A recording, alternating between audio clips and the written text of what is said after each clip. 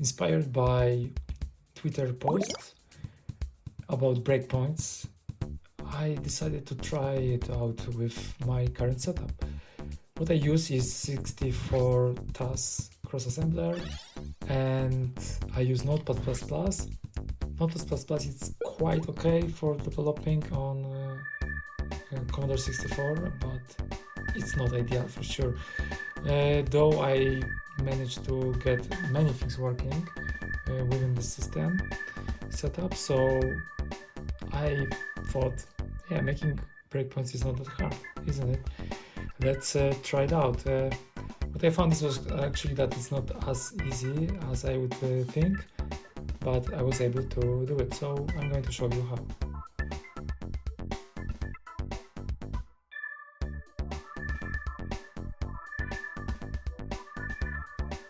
So this is main level code, the computer roleplay game I'm working on, and in this code I would like to check the breakpoint for examining the answers when I'm in the conversation.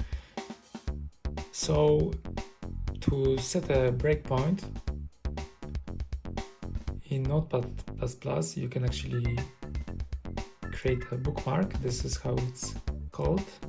You can create many bookmarks, and then you can navigate between bookmarks by pressing F2. So this solution only works for a file that is currently open. So if I will switch to another file, this breakpoint script won't work, but I think that's still a good solution for now. Instead of trying to break the code just by typing that into the code and then going to monitor and getting out of monitor. So this is still a quite great solution. So I choose a label because this is the label which on execution I want to interrupt code and go to the monitor.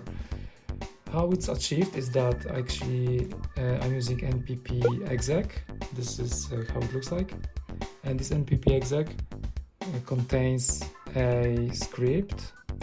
So on save I'm actually building the whole project, but this line is the one which are more interested. npp exec, and it points to the file in runners. So let's go there. Runners npp search for breakpoints, and this is the magic code. What it does is that I'm setting the label output file. So this is the label I want. This is the file I want to save this, and by using this mask, I can actually mask for all breakpoints. This is actually a kind of new change.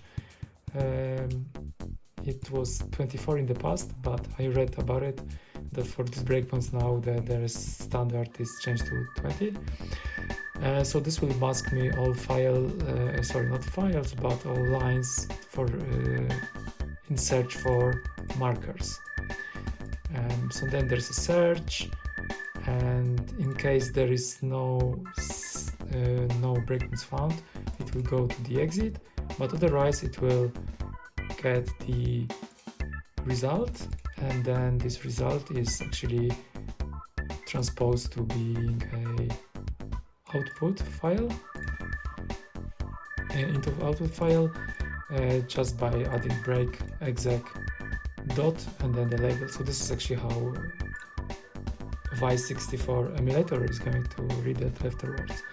So this is kind of way how it works, and this is actually using Scantilla library. So this is how this communication with this library is happening. So I will go and show you how it works. So I put the breakpoint here. I will run exec. It builds the whole project from the scratch, so it takes some time because it's actually a huge project. Now my emulator is working. The cartridge is going to be loaded inside. Let's shrink it a little bit, and then if I have a conversation with this gentleman, you will see that yes, the window with breakpoints pops out. It's a little bit small, but hopefully you can see something. So if I would type for breaks, I can see that there is a break, and this actually is the break that was exported. The location is 53AA. So if I go there,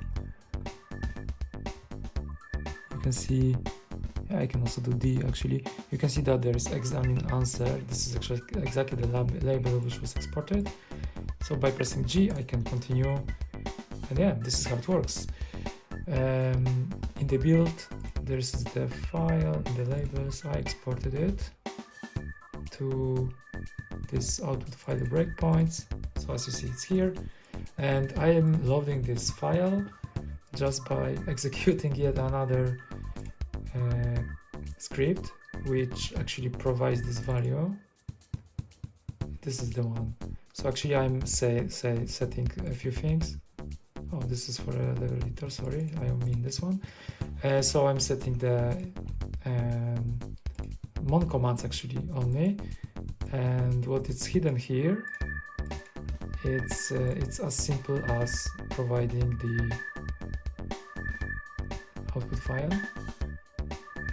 with all commands. So to find it, I think I have to go here. I'm going to show you. So by passing mon commands, I can just, as you see, I can import many labels, and I can do other things. So this is the way I imported this breakpoints. Takes the file. If it doesn't exist, it doesn't matter. The execution is not going to fail. So that's pretty much everything I wanted to show you. And yeah, this is one of the ways to probably use some breakpoints. So yeah, it's quite quick and way of debugging.